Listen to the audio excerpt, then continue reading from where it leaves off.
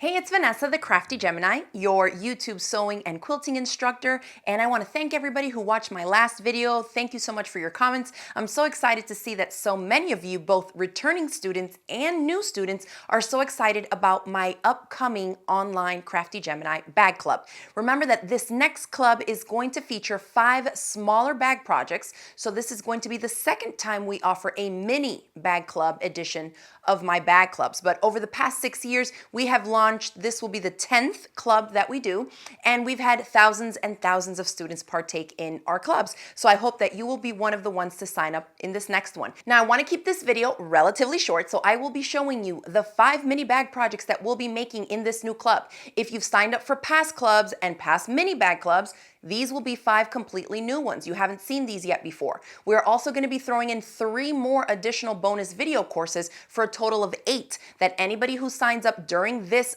open week of open registration, you will be able to get access to those 8 video courses so you can learn to make those projects alongside us, okay? Now, if you're already ready to sign up for the club, the link is in the description box below for you. Remember that we are only going to be open for a limited amount of time. We're only accepting new students, that is, during this week. So it's going to run from today, Wednesday, November 9th, 2022, until next Friday, which is November 18th. After that date, if you did not sign up for it, you'll have to wait until the new year when we re-release it without the additional bonuses and at a higher price. So if you're even on the fence thinking that you might want to join us for this bag club, keep watching because I'm going to show you the projects next. All right, so the first project is this little origami patchwork pouch, and the instructions are going to include how to make it in 2 different sizes. This little mini one is about 5 inches by 5 inches by 5 inches. You can see that empty, they still stand up on their own. Real simple to make, has this cute folded technique for finishing off the bottom and giving it a flat bottom. And all we're using here is fabric and some cotton woven fusible interfacing. It's like literally the quickest, easiest, cute little pouch to give a gift in. If you don't need it quite as small, you can make the bigger one. This one measures about 6 by 6 by 7 inches tall, so a little bit bigger. And again, folded origami style finish. I did this using just 2 different fabrics to give it this kind of pinwheel look.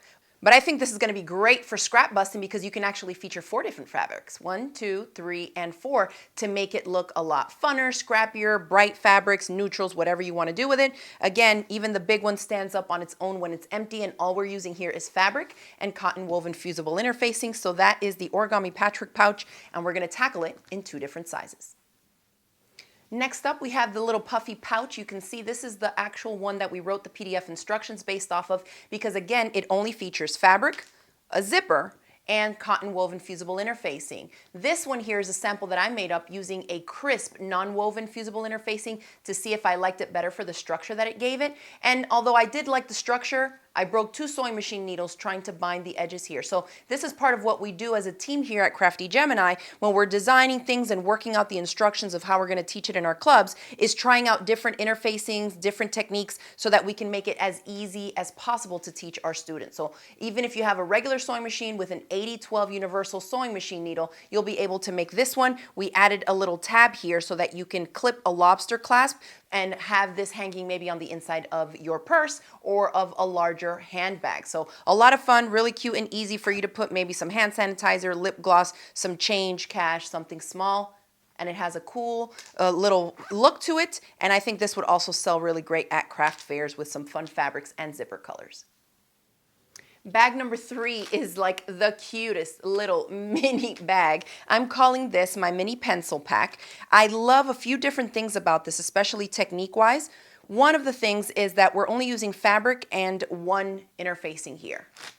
And it stands up whether it's empty or has stuff in it, even though it's this small size. So if you've made a lot of bag projects, you'll know that it's really difficult to get projects like these to stand up on their own and have enough structure without the use of some really thick, heavy-duty interfacing or stabilizer that can oftentimes cause us problems on our sewing machine to even get through the layers. So that's part of what I'm doing here with this mini bag club as well, is allowing these projects to still have some shape and body to them without the added cost of a lot of hardware or expensive stabilizers and interfacings, okay? So this has 1 zipper, it has a super cute little handle here, and you can actually pack quite a lot of pens, markers, and things in here. And I actually have a really large phone, and it fits in here as well. So I think if you have a tween or a teen in your life, this would make a super cute little tote for them to put in the phone, their keys, some cash, lip gloss or something, zip it up and carry it around like a lot of those little fashionable mini purses that are on the market these days. Isn't that super cute?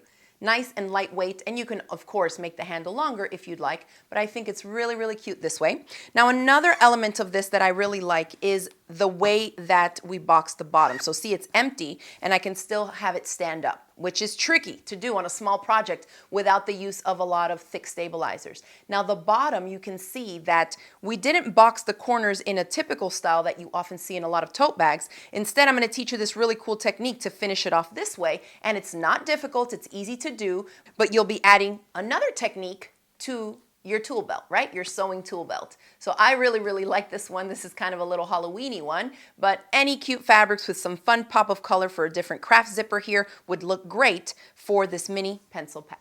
Bag number 4 that we'll be making is my Snap Travel Wallet. This is a favorite of mine, and it actually came about from a need that I have. I travel not as often as I used to in the past, but I still travel quite a bit. And when I do not like to take my big, thick, chunky wallet that has all my stuff in it. So I oftentimes just need something to carry an ID, a couple of cards, maybe, you know, tote around some receipts, my hotel card or something, and my passport. So this is what I came up with. It's a cute little snap pouch. Pretty small. The dimensions on this one are about 5 3/4 by 5 inches tall and about 3/8 of an inch thick. Okay, so you can't really pack too much in it because it doesn't have a gusset or box bottom. It's just like a little slip-in travel pouch. So we open it up here. We have, let me grab my cards. So we can open it up here, and in the front, the first thing that you see are some slots for some cards, IDs, debit, credit cards, whatever you need. Then there's a little zippered pocket right here in the middle. All right, so we're thinking folding receipts, any other little flat things that you need to slip in here. And then behind this top finished binding of the zippered pocket, we have another pocket as well. And this is the perfect size for me to slip in my passport to take it with me when I travel. So a super cute little kind of a mini wallet that has space for some essentials. I really, really love this one. And the 5th project we'll be making is my little clip-on pocketbook. So this is another version. A lot of you are always asking me to include more wallet type of pouches. This one, we're doing it last. This is the 5th project because it has quite a few more steps and it has 2 zippers. So as we tackle the 5 projects, they're kind of building on themselves as we work our way to this one. But it's still not difficult. This is still a great beginner project. And of course, I'll be teaching you how to make these step by step with the video lessons. So here we have a little ring. So you can attach a lobster clasp here if you want to turn it into an actual wristlet. If you want to tote this inside of a larger, more open tote, but you want to keep your essentials in here without them falling to the bottom of a bigger bag, this is going to be great for that. So in the front, we have a pocket here that has 4 slots for credit cards or IDs or whatever you might want to put in here. Okay, so there's 4 slots for those. That's in the front. Then the main zipper compartment here actually has a partition in the center, so you could put receipts on one side and say a checkbook on the other. One thing I also noticed is I have an iPhone, I think 12 Pro Max in here in a case, and look, it still fits. So if you did want to turn this into a wristlet, we would just put a lobster clasp here with a strip so that you can put it over your wrist. And there you go, you have another small pouch that doesn't just have to be a wallet by itself, but it can also carry your keys and your phone still in a slim profile, right? So another thing I wanted to know about this pouch is the technique that I'll be using to teach you how to finish off the corners. Notice, we don't have zipper tab ends, okay? But the zipper ends right at the end here. And this is, I think, probably the easiest way to finish off zippers so that they kind of taper off into the corner like this without it being super bulky and clunky. If you've made zipper pouches in the past, you know exactly what I'm talking about, and you're probably going to want to learn how to do this on your zipper pouches going forward, because as you know, it saves us a long time to not have to finish off both ends with fabric like we do on some projects. And then also when we do attach those fabric ends, it shortens the length of your zipper. So I think this is going to be a great one to show y'all how to finish off the zipper ends so that the zipper teeth actually run from end to end and you're not compromising any of that full length of your zipper, because that's the whole idea of having this slim, longer wallet. All right, so there you have it. These are the 5 projects that we are going to be tackling in this new edition of my mini bag club. If you are ready to sign up, go ahead and use the link that's in the description box below. And if you have any questions, feel free to leave them right here underneath this video. My team and I will try to answer them as quickly as possible, because remember that the deadline to join is next Friday, November 18th at 11:59 p.m. Eastern Time. Okay, so check it out. I'm really happy with these projects, and I think you're gonna have a blast learning how to make them and learning the skills that it takes to tackle each one. All right, so there you have it. Those are the projects that we're gonna be making in my new mini bag club. Number 2. This is the second edition of mini projects that we're tackling this year. And if you're ready to sign up, go ahead and use the link that I've included for you in the video description box. That product page will have, again, all the details so you can read it in case you missed anything that I mentioned in this video. That will have all the information as well, so you know exactly what you're getting when you sign up for this mini bag club. Now, another thing is that as soon as you sign up, you will be instantly added into the club. So those 3 additional bonus courses that I talked about are already loaded.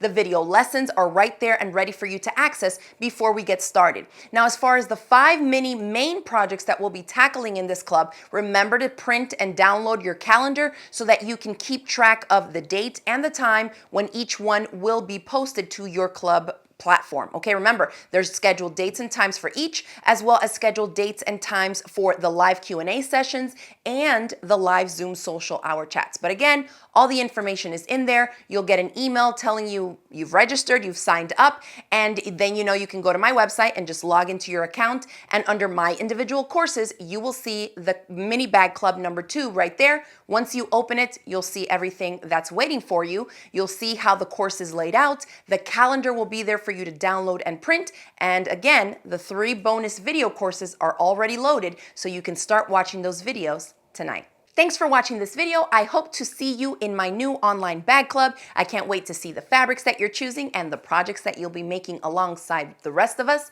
And again, if you are thinking about signing up, remember that the last date that you can get in on the 5 classes plus the 3 additional bonus video courses at the discounted price is going to be next Friday, November 18th, 2022 at 11:59 p.m. Eastern Time. Okay, after that date, we will close the doors and you'll have to wait until the new year when we reopen it for new signups, but there won't be any live events that you'll be able to participate in, and the bonuses won't be there, as well as the price will be higher. So if you're even thinking about maybe not signing up for this, but you know that you want to make some cute bag projects for the holidays to give as gifts or to sell maybe at some local craft fairs, definitely check out the link in the description box below so you can sign up before it's too late. Thanks again for watching, and I'll see y'all in the next video.